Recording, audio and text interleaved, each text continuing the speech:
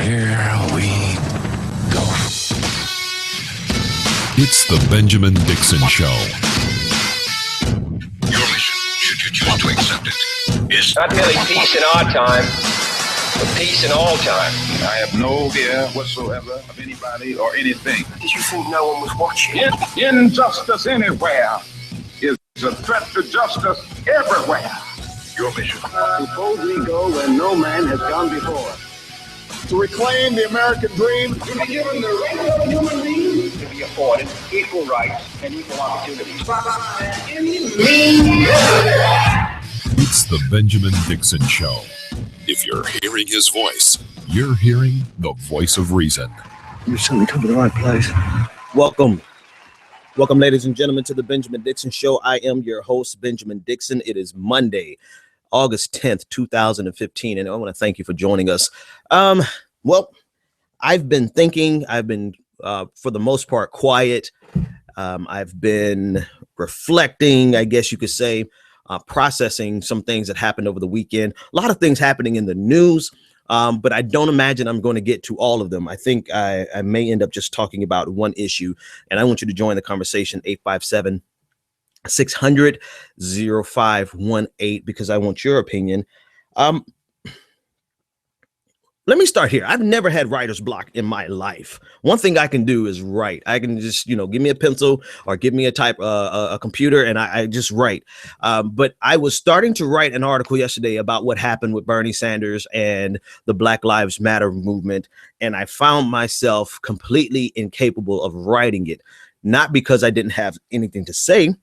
I had plenty to say. It's that I had too much to say, and I didn't quite know where to start. So I figured, hey, you know what? Let me hash this out on air and just let it go and just let my thoughts figure themselves out, because sometimes that's just how it works. My brain will just figure it out while I'm on air. And I still don't quite know where to begin. So what I'm going to do is play a little clip of what happened this weekend with Bernie. I'm going to stop it and start it again. And I'm just going to give my honest opinion, feedback. And then I'm going to do, for Black Lives Matter, what needs to be done.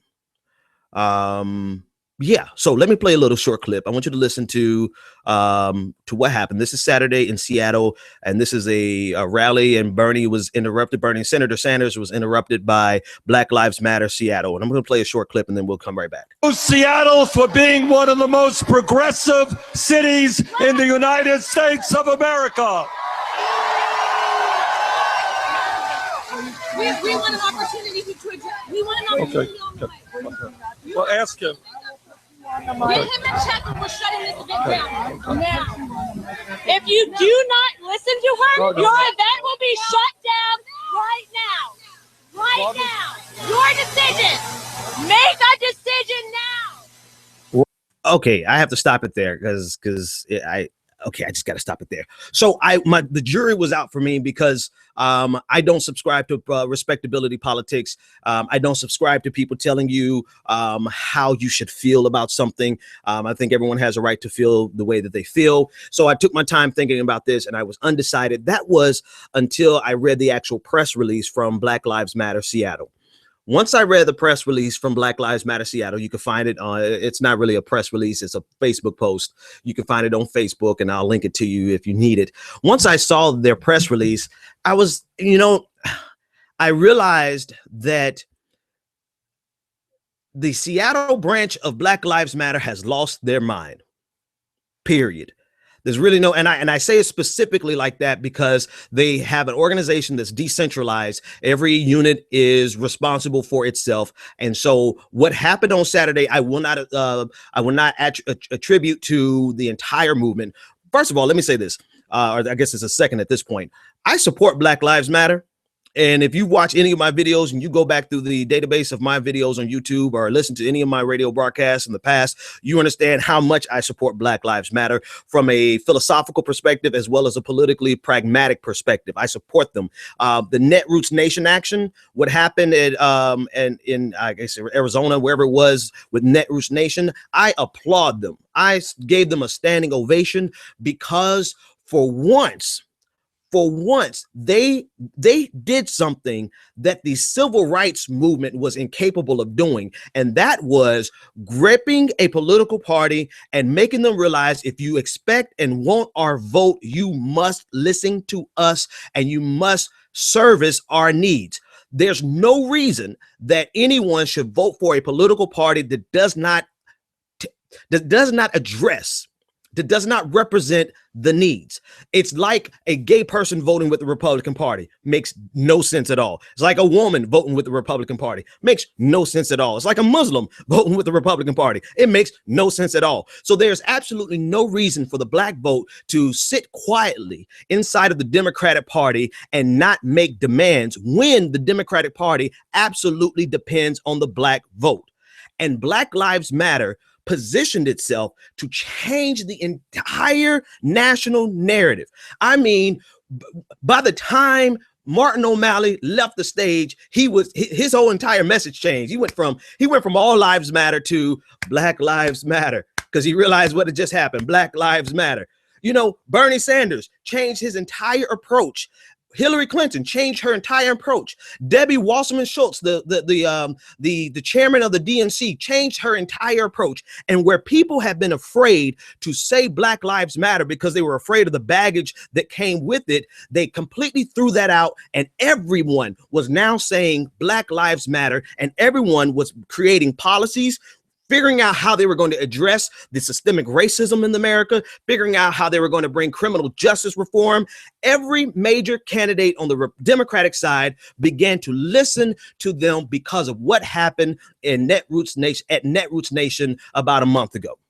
So I applauded them, and I'll applaud them again. Great job with Netroots Nation. However, I've been patiently waiting for someone from the national organization of Black Lives Matter, someone with enough social media weight, someone with enough. I've been waiting for the adults in the room to show up with regard to what happened on Saturday. I've been waiting for the adults to show up because I know from the horse's mouth that there are people in Black Lives Matter who are quietly in the background working on policy, working on legislation, working with the different campaigns, finding out what the campaigns really represent. I mean, they're doing the actual work that is necessary to see that their vision, that their ideas, and that their goals are met through the political process, because that is the end. You must go through the political machine that is the United States of America. You cannot win just by protesting. Protesting cannot be the ends to the means. Did I say that right? Even if I didn't, you know what I meant. Protesting is not the end in and of itself. It has to be the means. I get it. Fine. That's what has to happen, because sometimes people won't listen until you get their attention. But we had their attention, and we positioned it so well that the Democratic Party realized either we are going to put up or we're going to shut up. Either we're going to address their needs or we're not. And before I even finish that sentence, let me say something else here. There is a group of progressives that are just as problematic to Black issues as any Republican conservative, period. There is a group of progressives who do not believe that Black Lives Matter, in the sense of that they don't believe in what Black Lives Matter stands for. There are Democrats who are just as racist as any Republican you can find. They may not fly the Confederate flag, and some of them actually do, in fact, but they may never come out and call Obama a Muslim Kenyan terrorist N-word, right? But they don't believe that Black people have any grievance in the United States of America. To that group of people, no matter how much you are enjoying this video or you're enjoying this broadcast, you can click off, because I'm not talking to you. I don't support you. I don't agree with you. You are just as much of a problem. You are just as much the root of the problem as the Republican Party and conservatism and that twisted ideology. Now, to other people who say, I don't necessarily understand, I don't necessarily agree with, but I'm willing to at least listen to Black Lives Matter, because if even if you're just being politically pragmatic, right? You know, we need your vote, so maybe we should listen to you. Then to you, I say, keep listening. But this is not about you. This is about Black Lives Matter and the adults in the room. I need them to show up and speak out against the foolishness that happened on Saturday. Now, I've checked everyone's timeline. Everyone who is ostensibly a leader in Black Lives. I checked their Twitter timelines. I checked their Facebook pages. I checked their blog posts. I checked everywhere possible. And if I missed it, then it wasn't because I didn't look for it. And I think that's what happened on Saturday with these girls. They obviously did not pay attention and have not paid attention to what Bernie Sanders and what they haven't even paid attention to their own movement. They went to fight a battle that had already been fought and successfully won. They did not even, did they listen to the news? Did they go and look at anybody's policy website? Did they do any homework? Did they do their Googles before they decided, let's see if we have enough nerve to jump on stage and shut down Bernie Sanders? Let's see who's bad. I'm bold enough to jump on stage. I understand. I get it. You know, you want to see if you got enough heart to jump on stage and shut something down. But what you did was so counterproductive because not just because of how you did it, but because you undid the work that was successfully done at Netroots Nation. You have pushed people now to the point where they are going to one of those mornings.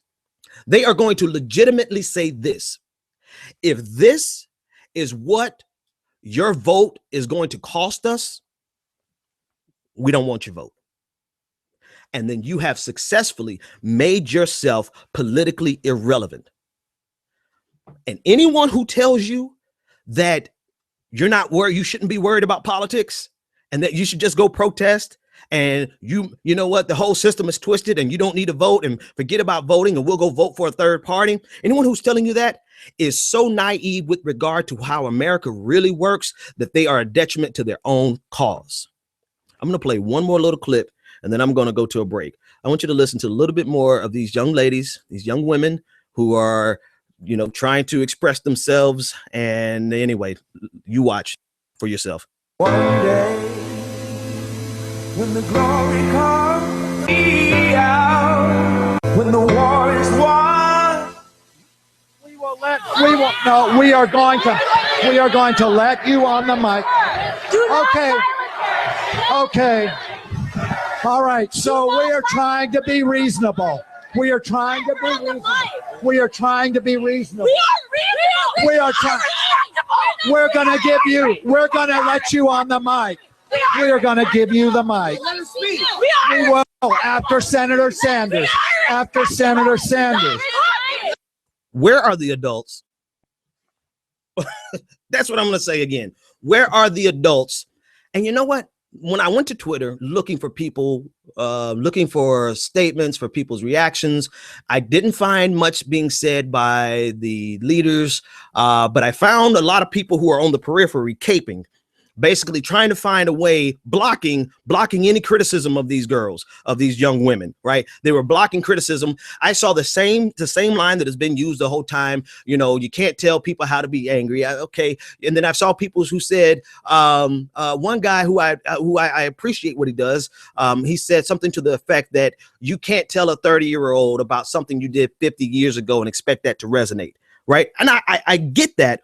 And I even saw, a guy from the New York Times who I've cited his work, and I put his work out on here. And I saw him pretty much trying to defend these two girls. And then I saw a young woman, an older woman who's on MSNBC, who was basically just blocking everyone who had anything negative to say about them. I absolutely get that in some ways. I get the concept that Black Lives Matter goes under, which means that if you don't have my experiences, you don't have the right to critique me. I don't have the right to critique women with regard to how they protest and with regard to how they feel about what they feel. I can't dictate their emotions. I can't dictate I can't dictate to gay people how they should maneuver and operate in the system because I don't understand their experiences firsthand. I get it. And so likewise, they say, white America, you can't lecture us about Black Lives Matter. I get it. But I waited for somebody from the black community, from Black Lives Matter, because I'm not a representative. I waited to see somebody stand up and say what we saw on Saturday is not acceptable, not philosophically and not pragmatically, because pragmatically it is undoing the good works that have been done.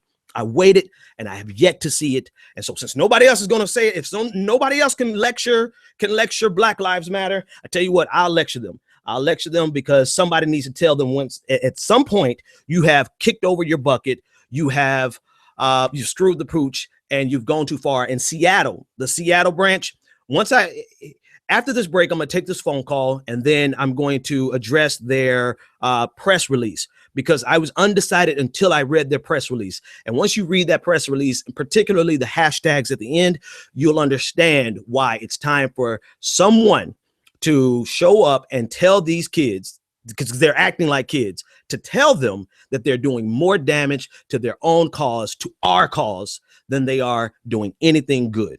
All right, folks, I'm going to take a quick break. And when I come back, we're going to deal with, I'll take the phone call if it's still there. If not, you can join the conversation, 857-600-0518. This is the Benjamin Dixon Show.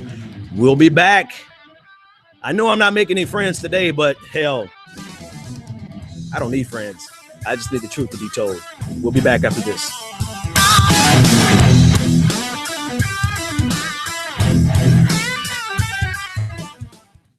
When you're ready to lose weight, why count, track, and worry over every meal? Jenny Craig makes it simple. Just walk into a neighborhood Jenny Craig center or give us a call. You'll meet your dedicated personal consultant who helps you reach your goals. Together, you'll pick out delicious Jenny Craig foods that you'll love and design a menu that fits your life. And the best part is that you can get started losing weight right away. Don't wait any longer to take advantage of our best offer ever. Call 1-800-JENNY20 or visit jennycraig.com. This is the sound of salmonella gyrating on your undercooked chicken. And it looks like Mom might be taking it out a little early. Don't let salmonella get funky with your chicken. On average, 1 in 6 Americans will get a foodborne illness this year. So use a thermometer to cook each type of meat to the right temperature. Keep your family safe at foodsafety.gov. Brought to you by the USDA, HHS, and the Ad Council. On the next episode of Recipes for Disaster. I'm making beef sliders for my friend Sandy. Nana taught me to always pull meat off the grill early so it's extra juicy. Use a food thermometer to ensure ground beef is 160 degrees, or you could make people really sick. Sandy didn't think twice about the slider she ate until yoga class, when a nasty case of food poisoning turned her downward-facing dog into upward-moving lunch. Watch Recipes for Disaster at foodsafety.gov and learn the steps Maria unwittingly leaves out. Brought to you by the USDA, HHS, and the Ad Council. When I grow up, I want to be a new pair of blue jeans. When I grow up, I want to be a kid's first computer. Warm fleece on a cold day. I want to be a bike that races around the country. I want to be a bench on a forest trail. When I grow up, I don't want to be a piece of garbage. And if you recycle me, I won't be. Give your garbage another life. Recycle. Learn how at iwanttoberecycled.org. Brought to you by Keep America Beautiful and the Ad Council. Welcome back to the Benjamin Dixon Show. If you're hearing his voice, you're hearing the voice of reason. Welcome back, ladies and gentlemen. All right. Let me read a little bit of this press release and help you to understand why what actually absolutely made up my mind for me.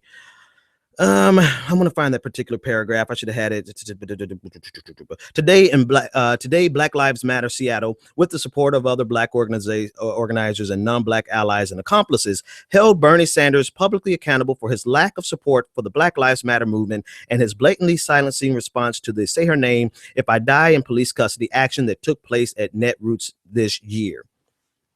Okay, so fair enough. If you haven't watched the news and haven't listened to anything that has transpired since then, politics is not a static game. Matter of fact, I checked all of my sources this morning before I went on the air to make sure that they still had not said anything so that I would not get on air and put my foot in my mouth. because things happen in real time. There's no excuse for not knowing the ramifications or the impact of what happened at Netroots Nation, the positive impact for your own cause, what happened at Netroots Nation. There's no excuse. You didn't do your homework and you just want, unless are you holding the I don't know. It made no sense. But that's the paragraph that let me know that they did not even do their homework and realize how much action has taken place post Netroots Nation. Hell, I did 2 weeks of shows about that in and of itself, just on that fact, because it has such a positive effect on the national conversation.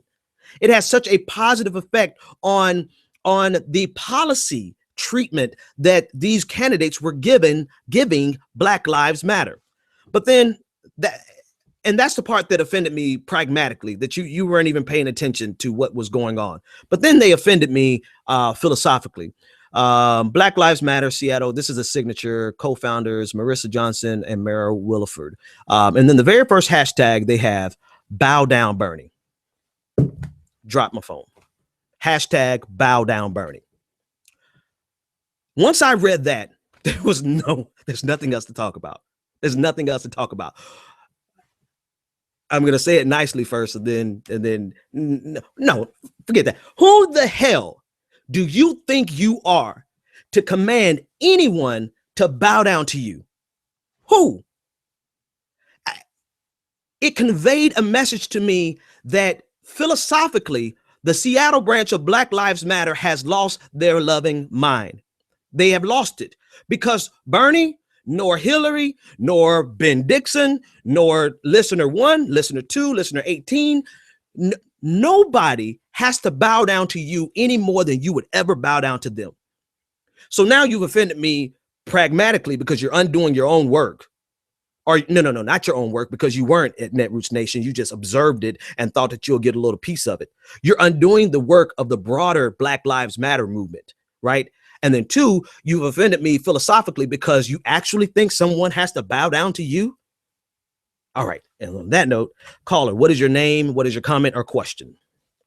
Hi, I'm Blessing. I just wanted to say that I really appreciate you covering this topic because I was asked my opinion about this last night, and I didn't really know how to respond because a part of me, I was very conflicted, but I'm happy that I watched your show this morning because you played the clip of the video, and I never actually saw the video. I was trying to avoid watching it because I was like, I was trying to avoid watching, but when you showed the video, I was like, I was kind of, just it turned off.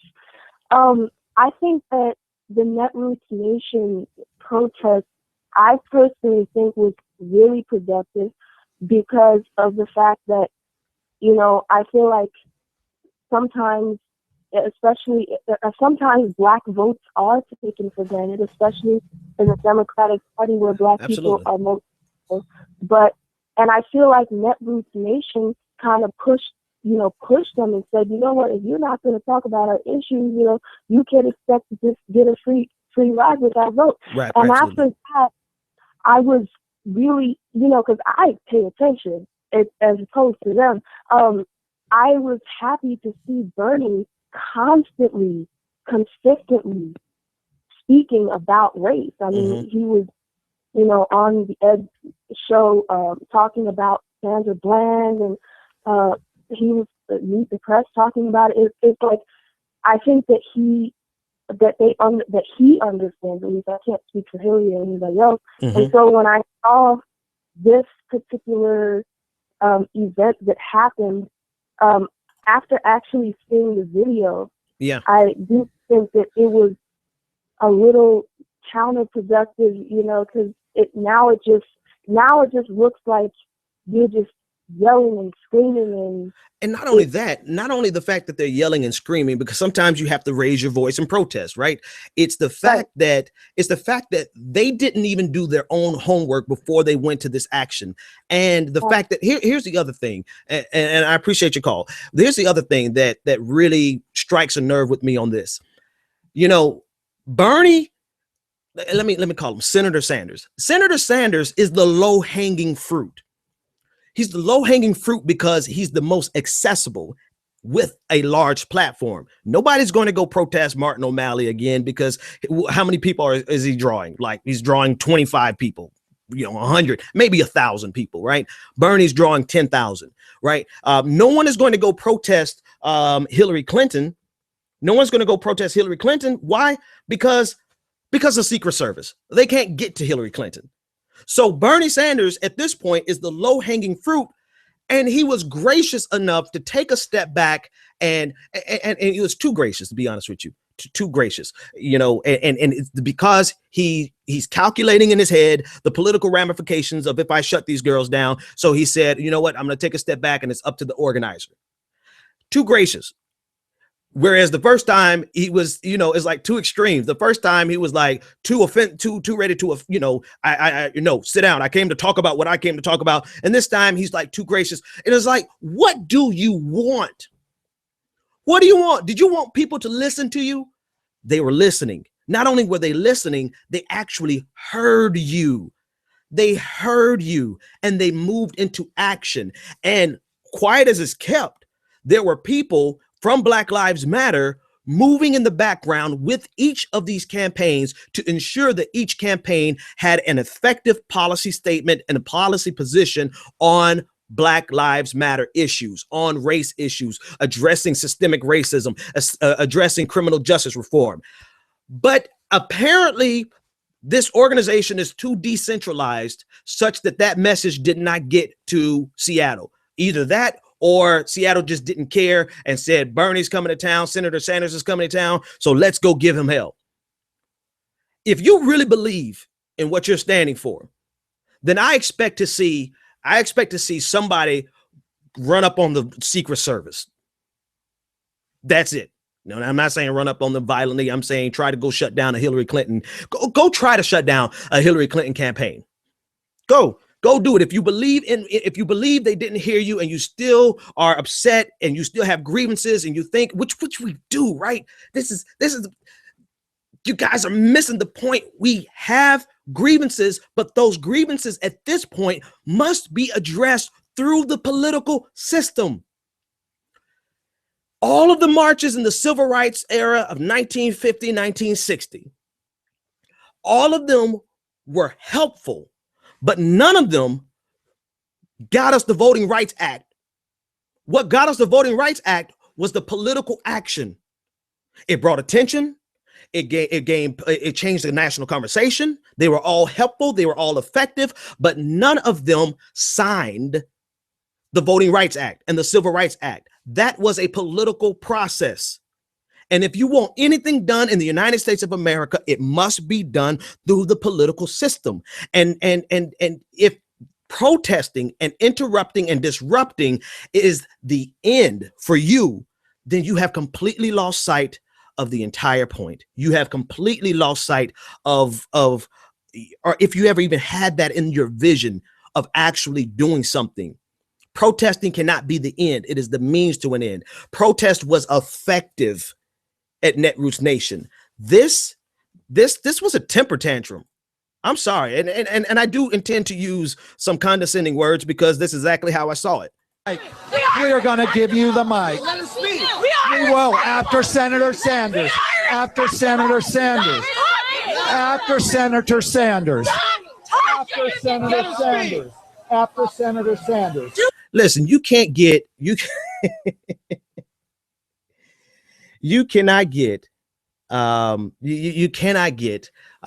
any, you had your opportunity right there. We'll let you speak after Senator Sanders.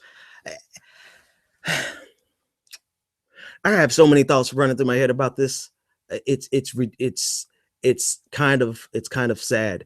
One thing I do want to reiterate is that I don't believe the actions of Black Lives Matter Seattle can be attributed to the entire broader Black Lives Matter movement. My only critique of the entire Black Lives Matter movement is that I've yet to see anybody from a national level come out and say that this was unacceptable. And because they haven't said that this is unacceptable, then it's almost tacit approval. It's almost tacit. You're almost tacitly saying that this is okay. And on no level is this okay, because it has undermined all of your political efficacy, all of the political capital that you gained at the Netroots Nation. This is undermining it. And so I think it's very necessary for the leaders on a national level of Black Lives Matter to come out and address this issue. Even more so, address that press release where they had the unmitigated gall to say, bow down, Bernie.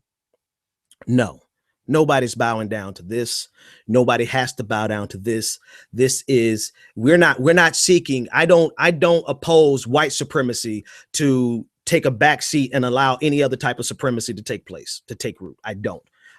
Supremacy in itself is the problem. Supremacy in itself is a problem. And if you think someone has to bow down to you, you have now become a part of that problem. Nobody has to bow down to you. No one has to take verbal abuse. Your issues take precedent with you. Your issues come first for you. But it is your job to convince the rest of the political coalition that your issues should take precedent for everyone. That part you cannot force them to do. That part you have to convince them to do. And you have convinced not only them, but you've convinced a large swath of African Americans to say, whoa, hold on. That's not how we operate. Not because we're afraid, but simply because we understand that nothing can get done in the United States of America without political action, period. Let me say this, and I'm gonna take another break because I'm tired already, man. This thing frustrated the hell out of me. And you can join, maybe you can pick up the rest of the conversation. Help me out here. 857-600-0518. Let me say this. America is absolutely capable of handling any level of protest and violence, for that matter. I mean, hell, if we can take out Iraq in a day, or maybe what was it, a day and a half, 3 days? Do you think that there's any level of violence that can be had in the United States and within our borders that cannot be suppressed like that? America is equipped to handle protest. Protests are baked into the political system. You don't surprise anybody with your protest. Everybody, you don't surprise the system. You might surprise some observers, but you don't surprise the system. The system itself is very capable of absorbing your protest, either co-opting it, listening to it, and complying with it and giving concessions, which is where you were, or getting to the point where it says, you know what? If this is what it takes to get your vote, then the hell with your vote. We'll go find some other votes somewhere else and we'll figure out how to make it happen.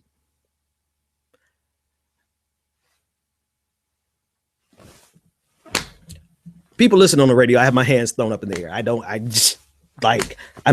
Somebody did not listen to civics 101 in school.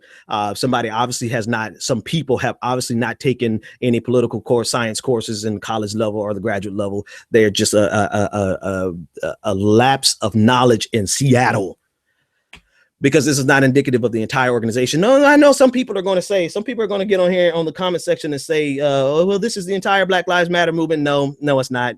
No, it's not. You just didn't want to hear from Black Lives Matter in the first place. So anyone who has completely dismissed Black Lives Matter from the beginning, don't share this video, don't like this video, don't subscribe. You just keep on trucking. I'm talking to the reasonable people who understood that there is a problem. This problem needs to be addressed. However, at this point, we're not going to address it like this because you're doing more damage than good. Caller, what is your name, comment, and question? Hello, is that me? Yes, that's you. Oh, okay. My name's Irvin. Calling from the DC area. When I see the situation that occurred in Seattle with the self-imposed people who call themselves Black Lives Matter activists, it's a distraught situation.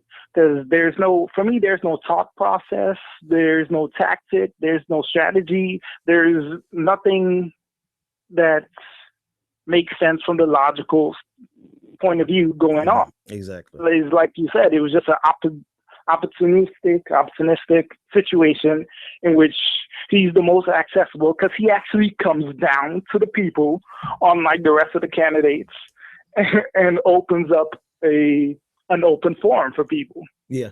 And the situation, like, a lot of people don't know this, like, when you consider Bernie Sanders compared to the rest of the people, he actually speaks about the issues, whether it's directly stating it's a race-related issue or a class-related issue, and he speaks about solutions. And then on top of that, his voting record actually matches what he says, which is unlike no other candidate up there could say that.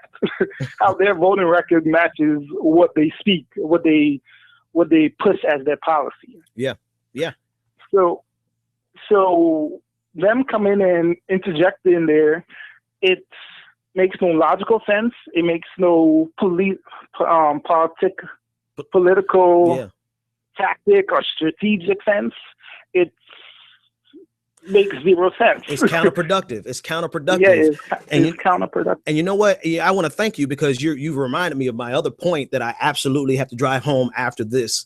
Bernie Sanders may not understand experientially racism. And hang on, let me take that qualifier off. He does not understand experientially racism. He doesn't. You know, Hillary Clinton will never understand through experience racism. Right now in America, anyway, I'm gonna stop that sentence here. Here's the point.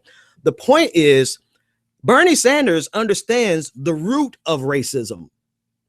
He may not understand it because he intentionally connected the dots, but I was reading, and I've always held this position on my show. You can go back and look at any number of my shows. Matter of fact, there's a show where I talked about Charleston, what happened in Charleston and the real roots of white supremacy. And I didn't even title it correctly, and it got lost in my archives, but I went back and listened to my own show, and I was like, God damn it, man, you got some stuff to say. But anyway, the point of that show is what I'm going to say right now. Bernie Sanders may not understand through experience racism, but he understands that the root of racism is economic exploitation.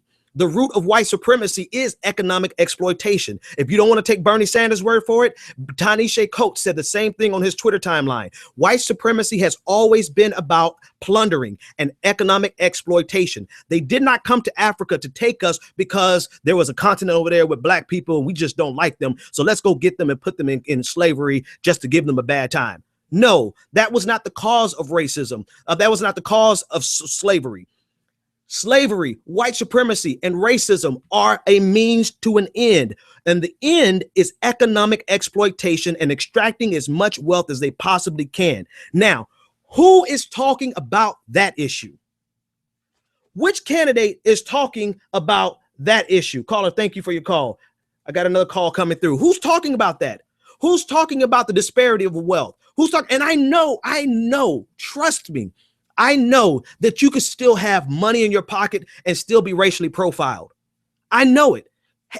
I know through firsthand experience. I don't have a whole lot of money in my pocket, but you know, I've been racially profiled so many times. It almost doesn't bother me anymore. I don't freak out when I got pulled over every single time I went out. Every weekend I left campus in Daytona Beach, Florida, and went out. I got pulled over and never got a ticket. Never got a ticket for anything. Even when I drove without a license, I didn't get a ticket. They just pulled me over. For what? Just so that they could harass me. There was nothing done. They didn't even give me a warning. I've gotten pulled over so many times. And the worst experience I ever had was with a black police officer who did all he could to embarrass me in front of my family. So don't, I understand white supremacy in every form, even when we're doing it to ourselves. I understand what happens when your ideas of beauty are controlled by what TV tells you and all TV shows you is white. I understand white supremacy at a very nuanced level, but I also understand that the root of it has always been economic exploitation. And if you ignore that fact, then you're always going to be treating the symptoms and never the root disease. The root disease is the manner in which we play capitalism in the United States of America. And to that end, I do not see any other candidate who's even equipped to have that conversation. Now, God, I wish Elizabeth Warren was in this race, because to be quite honest with you, I am personally ready for a female president because we've had nothing but 42, 40, whatever. I forget, I don't know what number we're on this morning. 44, whatever. 44 presidents, and they all have been men, whereas most other developed nations have had women as leaders. And I think that it is a statement that needs to be made. I think all those good things, I think is great. I think all those good things. I wish Elizabeth Warren was running, because she is the only other person besides Bernie Sanders who understands and is willing to communicate in a forceful way the reality about economic exploitation. And if you really have studied systemic racism in the United States, and you've studied the prison industrial complex, and you study Jim Crow, and you study any number of these things that have plagued the Black community, if you study Black Wall Street, the fact that all of the money and the wealth that was in Black Wall Street was envied by the white communities that surrounded it, and so they destroyed it. If you studied any number of these things, you would realize that the core of racism in American history has always been economic exploitation to get the cheapest labor possible, i.e. slavery, to continue to extract as much wealth as possible from a community, Jim Crow. And there's no other candidate. So to these people, to these young women who went up there and interrupted Bernie, I'm not so offended that you interrupted Bernie. I'm offended because pragmatically you have sabotaged the broader movement. And then philosophically, you actually think someone needs to bow down to you? No. I'll die standing on my feet. I won't bow down to nobody. So you know I'm not going to bow down to that. I'll be back after this. You're tuned in to The Benjamin Dixon Show. Join the conversation, 857-600-0518. Looking for the right business opportunity? Need the right product, the right marketing plan, and the absolute best training in the world? Well, look no further. The Elite Team. Every leader in time excels. They believe the key ingredients in becoming successful in life and in business are just a keystroke away. Go to www.eliteteamsite.com. That's www.eliteteamsite.com. The Elite Team has a system in place that will move you closer to achieving your goals and dreams. Visit www.eliteteamsite.com or TonyFlemingEnterprises.com today. College is important, but it can also be expensive. College Planning Services is a group of educators, administrators, counselors, and other licensed professionals that work together to provide the necessary services, networks, and information to reach students that are serious about getting a college education. College Planning Services partners with financial institutions, corporate sponsors, and other major players in the global market to strategize in building a pool of information regarding financial aid, scholarships, and funding information to assist students in preparing to access the essential resources to build upon their path to an educational future. Learn more at collegeplanningtoday.com and let us help you start your college career.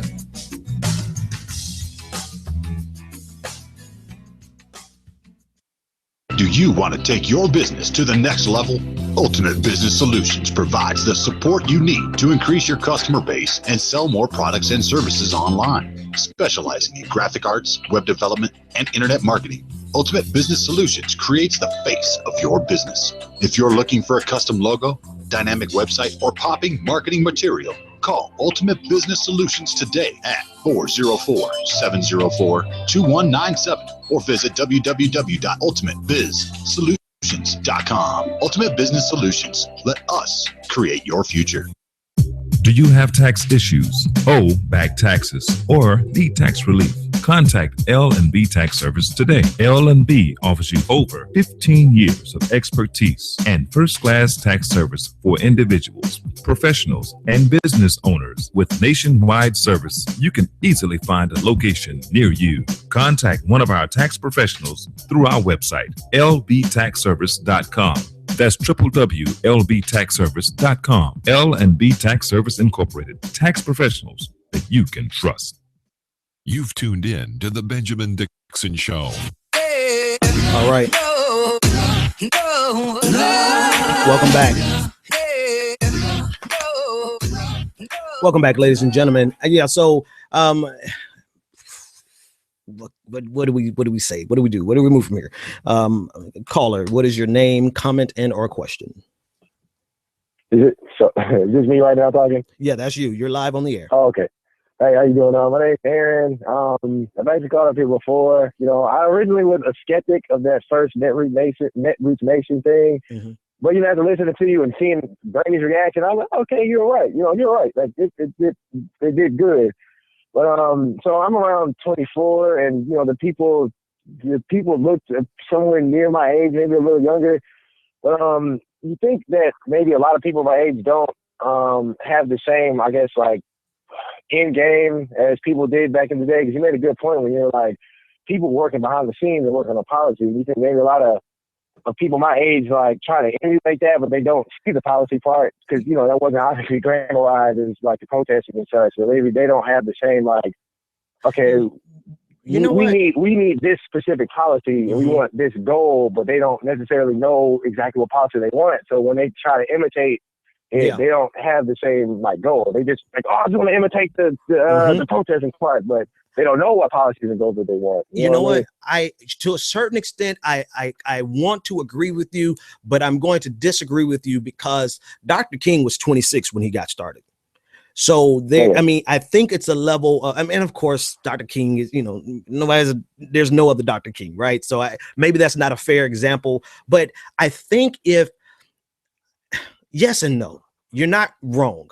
But I don't think that can be an excuse. I think that, not an excuse. I think that the adults who are involved in this, the people who are in the background making this happen, I think that they need to reach out to all of their branches and to bring some centralized authority. It's funny, Black Lives Matter and Occupy Wall Street are going with a decentralized approach when that's a lot of what Republicans want. They don't want any centralized control over there. They want local control, right? State government, no centralized government. But you see what happens when you don't have some centralized leadership that is setting some standards, that is letting everyone know what's happening, making sure everyone's current, sending out daily policy updates, daily progress reports, and even daily talking points so that you understand where we are as a collective body. That's what organizing does. So it's their fault in the sense, and I'm talking about the young people on the stage, it's their fault in the sense that they didn't do their homework, but it is also a failing in the sense that if Black Lives Matter, the national movement, was not aware that this was happening and going to happen, they should have been. Right? But hindsight is 2020. You have to protect your brand. You have to protect your movement. And it's up to you to reach out to everyone who's involved and make sure that they are on the same page. Now, the question I have is, did they realize that this was going to happen? Did they have that press release? Did they see that hashtag Bow Down Bernie? That's the things that I want to know, because if that's the case, then I have a different conversation that needs to be had. But on a broader, just to answer your question straightforward, I think that plays into it. I think that happens when you're not aware of, when you have that youthful zeal that is necessary. Because a lot of old heads, I'm not going to lie, like once you get married and you have kids and you have a job and you got to pay a mortgage or rent or whatever you pay, then your priorities absolutely change. And you're not the firebrand that the world needs you to be, right? Not usually. And so we need that zeal. Common in his song. We need the energy of the young people and the wisdom of the old people. And that's what I think was missing, was that combination on Saturday. Yeah. So, but it can change. It can get better. It needs to change. It needs to get better. It needs to grow, and it needs to be done right. Aaron, thank you for your call. Anyone else want to join the conversation? 857-600-0518. This is the last thing I'm going to say about this, because the hour is almost up. There's also a strand of people who believe that it would be righteously correct to opt out of the political process. There's some people who will say, well, if you don't want our vote, then we don't want your vote. We're not going to vote for you. Then the hell, we'll just go our separate ways. There's some people who will say that will excuse any level and any type of action because everyone, you take it or leave it. And then I've even seen some people who opinions I somewhat respect. I listen to a lot of people. I have my core people. That I talked with yesterday. If you got an email from me yesterday, then you are in my core circle and your opinion matters to me. And if everyone else tells me to go to hell, I don't care because I talk to you, right? I have my core people, but then I have those people on the periphery that I just kind of drive by and I listen to them real quick and see what they have to say.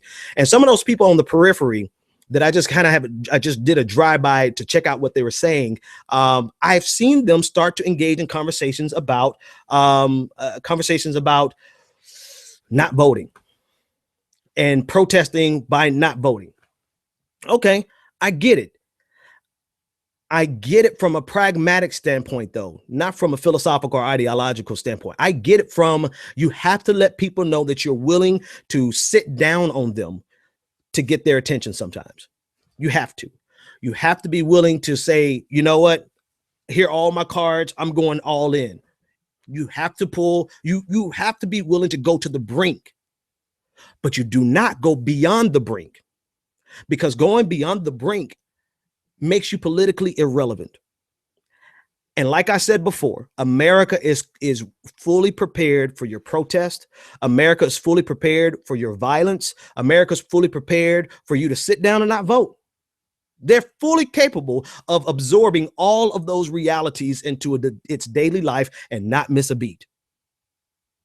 But what America cannot stop is the revolution that happens every 2 and 4 years. Cannot. They can sit back and watch you protest and not think anything of it. But what they cannot do is stop you from voting and voting them out of power. If you don't like Hillary Clinton, then you have every bit of ability to stop her from becoming the nominee. If you don't like Bernie Sanders, you have every bit of ability to stop him from being the nominee. If you don't like any Democrat and you think that the Republicans are the way to go, I don't know why the hell you would think that, but let's say you think that you have the ability to stop them and to move this thing so that they can move, that your party can get elected. America cannot stop the revolution that happens every 2 and 4 years. Do you realize that when we exchange power every 4 years as presidential elections, there are countries that are engaged in a civil war right now because some president did not want to relinquish power, because some sitting party did not want to. There have been wars fought over this, yet we have a revolution every 4 years. And then I hear people sitting on the outside talking about, well, I'm not going to vote because you need to stay woke. You need to wake up, open up your third eye. You need to be radical and all that. And because if you realize that all parties are the same. You dumb, stupid, ignorant, pseudo-intellectual fool. Not voting is voting. Not voting is laying down the one revolutionary tool that you have at your disposal that America cannot deny. They can crush any violent revolution you want to throw at them. Ask David Koresh. Ask the Branch Davidian cult. Ask Afghanistan. Ask Iraq. Hell, ask Russia for that matter. We never even got into a full war with them, and we were able to crush them without firing a shot directly, indirectly through Vietnam and other proxy wars. Yes. So do you honestly think that the solution to your problems is anything other than the political process? Pray tell, how are you going to accomplish it? How are you going to accomplish your goals if you are not actively organizing to shut down, not a protest, not a rally rather, but to shut down a political party that is vested in keeping the status quo and maintaining the disparity that we see economically, maintaining the criminal justice system that profits off the backs of the lives of African-American men, disproportionately so, a system that is designed for what Bill O'Reilly said was white Christian men? How do you plan on stopping it? America is run by white Christian men. I've really got to get a new computer for those sound bites because it's kind of slow. Caller, what's your name, comment, or question? You're live. Oh, this is Irv again. I completely agree with you. When I hear people talking about this completely disengaging from politics as a way of quote unquote protesting, illogical to me, because if I don't get up and vote, my neighbor's going to get up and vote, and he's going to decide what happens. Exactly. And it's not like we can live outside of the impact of the political system. So by not voting and you're protesting without voting, then your neighbor, who you might not even like, is going to make up decisions for you, and you're going to have to live with it. I don't understand why these people think that not voting is like the ultimate form of protest. That's the ultimate form of disenfranchisement. Irv, go ahead. Oh, and for me, I completely understand how people are dissatisfied and whatnot with the presidential candidates and the options. But for me, voting starts, like, you see Hillary Clinton, she started her campaign 16 months before election day. Exactly. So we are supposed to be, or whatever group they are, supposed to decide who they want to push prior. They're supposed to be politically active at all times, making things happen. Yeah, absolutely. And that's what thanks again for the call, Irv. That's absolutely my point. Do you realize this is what's so damn frustrating about it?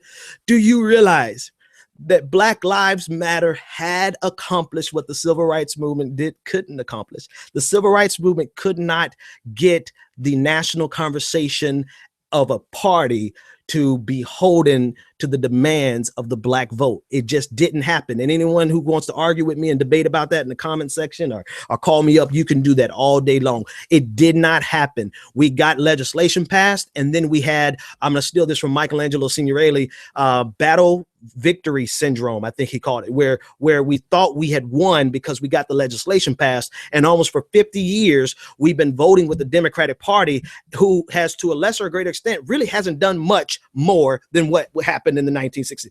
We don't vote. Let me help people out. This one's for free. We don't vote with the Democratic Party because we identify with them and agree with everything they've done and think that they've done us a big service. We vote against the Republican Party because we know the bull that they throw on us, and what we know their economic ideology is wrong. We know their social ideology is wrong. We know that they support the Southern strategy. We know that they stroke the latent racism in the South just to get votes. So when we vote with the Democratic Party, it's less about supporting the Democrats as it is voting in opposition to the Republicans to ensure that they never get in power. With that being said, Black Lives Matter, I had to do some quick thinking to get back on track. Black Lives Matter actually was able to, hold that thought, let me do this, 1 and 2. Black Lives Matter was able to capture, even before the primary began, the attention and the policy of each of the major Democratic candidates. Netroots Nation did that. Seattle has undone that. Potentially. The story's not over. It's not over. Caller, what's your comment? Your name, comment, and or question. I think I've got you here. 605, you're live. Okay. We'll try. Okay, I want to get you in the conversation, and maybe we'll do a few extra minutes. But that's the point. That's what bothers me so much about this is that you've positioned the issues of African Americans to the point where every candidate had to come and service African Americans, which I don't care what anyone says. That is the point of politics. The point of politics is not for us to continuously have to vote against someone else. The point of politics is that we should be able to vote for people who have something to benefit us, period. I hear people saying that you shouldn't vote identity politics. That's bullshit 101. No, you vote based on your best interest. And for 50 years, we voted against a party because voting against a party was in our best interest. And now Black Lives Matter got it to the point where they can say, okay, now you're going to service our needs and our interest. And Seattle has potentially undone that. All right, let's try this again. Caller 605. What is your name, comment, and or question? Caller, I don't have you. I don't hear you. So Unfortunately, I'm gonna have to close it out. The show is about over. So leave your comment, call back in, leave it on the voicemail. Anyone else who wants to comment and chime in, leave a comment in the question, leave a question or a comment in the comment section below. You can leave a comment on Spreaker.com on the site. I want to encourage everyone to go to facebook.com/The Benjamin Dixon Show and sign up. Click on the Contact Us tab. Sign up for your free copy of my book. I wrote the book about 2 years ago. God is Not a Republican. I just want to give them away so I can get them out of my bedroom. And so that we can stay in touch with you. Follow us on Twitter at The BPD Show. You can support the show by going to patreon.com/The BPD Show and becoming a Patreon if you like what we're doing. That's all I've got today, folks. I wanted to cover Donald Trump. I wanted to cover a whole lot of people, but I'm going to sign off with this. It's very important that no matter what, we speak truth to power, and nobody is above critique. Nobody, no one. Bernie Sanders back at Netroots Nation, he was not above critique. He was not prepared, and it showed. And so everyone who defended him and said, no, Black Lives Matter was wrong. No, Black Lives Matter was right at Netroots Nation. They were right, and I still stand by them today. I did a video telling Cenk Uygur why he was wrong. I still stand by that video. Because Bernie was not above critique. No one is above critique. Likewise, Black Lives Matter is not above critique. And it's time for the adults in the conversation, or at least the people with wisdom, whether they're 24 or they're 44, to let it be known that there is a method. There is an end goal, and that end goal is not just to protest. That end goal is to affect the political system of the United States of America, because if that's not your end goal, then you're just shouting at the wind, and nobody has time for that. Folks, appreciate you joining me today. I got to go out and try to run and walk a mile or two. I'm trying. I'm going to start a weight loss channel and do some things over there, but that's an entirely different conversation. You guys have a good one. I'll catch you next time. And until that moment comes, when we, the Americans, are able to accept the fact that on that continent we are trying to forge a new identity for which we need each other, that I am not a ward of America. I am one of the people who built the country. Until this moment. And we are brothers. It's not a question of Jews or Christians or Muslims. We're all in the same boat. We need each other. Love is a condition so powerful. It may be that which holds the stars in the firmament. Until this moment. Love. Until this moment. Love. Until this moment. I come to you today to say that we can build a newer and better nation. I say we can do so, that we must do so, and that we will do so. You've tuned in to The Benjamin Dixon Show. Visit us online at www.thebenjamindixonshow.com.